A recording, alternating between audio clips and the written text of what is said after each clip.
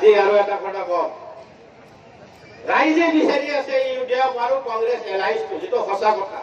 মোৰ সমষ্টিৰ পৰাও কয় যে এলায়েন্সটো একচুৱেলি হ'ব লাগে বিজেপি বিজয় দিয়াৰ স্বাৰ্থত। কমেও 35টা সিট আৰু আমি জিকি আহি ইউডিএফ অলপ বেছি পাব, কংগ্ৰেছে বেছি পাব, আমি তেতিয়া বিজেপিক আমি খেদিব পাৰিম। অহাবাৰ 2021-ত আমাৰ কংগ্ৰেছ দলৰ চৰকাৰ হ'ব। তেওঁলোকে কি কৈ আছে যে জনীয়া সিটটো কংগ্ৰেছে এৰি দিছে। কেনেকৈ এৰি দিব? যদি এলায়েন্সে হয় কেনেকৈ এৰি দিব? সিটিং গেটিং য'ত এমএলএ আছে তাতে এৰি দিবই লাগিব। ইয়াতো তোমাৰ কংগ্ৰেছৰ এমএলএ, কংগ্ৰেছে আমাক এৰি দিব লাগিব। আৰু যদি তেওঁলোকে বিচাৰে, কিছু ডিছকাশ্যনত আহিছে, মিছা কথা নহয়। কেনেকুৱা হ'ব? এতিয়া ধুবুৰী পাৰ্লিয়ামেণ্টত এমপিখন ইউডিএফৰ বদৰুদ্দিন আজমল চাওক।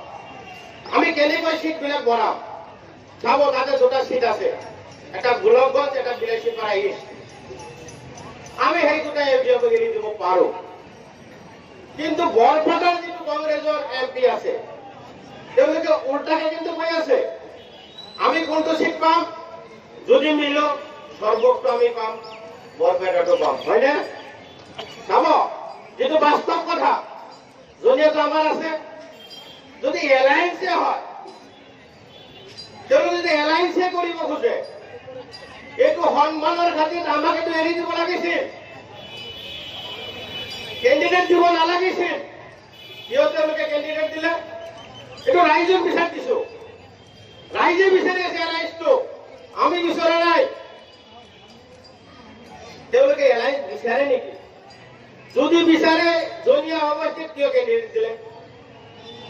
আৰু তেওঁলোকৰ প্ৰাক্তন বিধায়ক এজন কৈছে এলায়েন্সৰ ক্ষেত্ৰত এইবাৰ দিল্লীত মই কিন্তু মিছা কথা কৈ কেতিয়াও ৰাজনীতি নকৰো।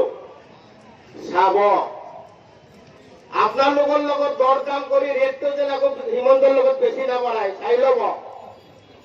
এলায়েন্স কৰি আছে, ইফালে কিন্তু মাৰ্কেটিং আৰু বিজেপিৰ লগত কৰি আছে নেকি, সিফালে লক্ষ্য ৰাখিব। যদি মাৰ্কেটিং নকৰে তেতিয়াহ'লে ভাল, আৰু যদি মাৰ্কেটিং কৰে তেতিয়াহ'লে কিন্তু খুব বেয়া হ'ব।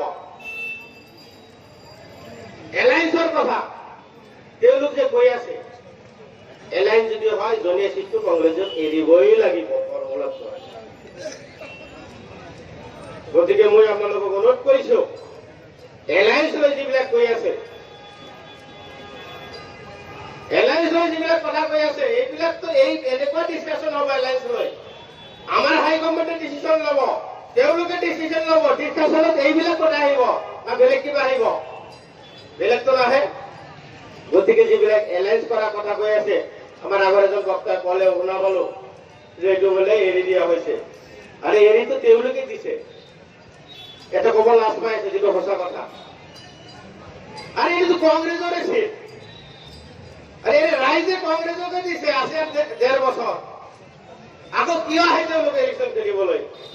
এইটো যদি একচুৱেলি তেওঁলোকে আমাক এৰি দিব লাগিছিল। যিয়ে নহওক, এলায়েন্স লৈ মই কিছু কথা কলো, সিদ্ধান্ত আপোনালোকে ল'ব। সিদ্ধান্ত আপোনালোকে ল'ব। ইয়াতে শুনা পাই আছো আমাৰ সভাপতিয়ে ক'লে, মই কথাবিলাক ক'ব খোজা নাছিলো।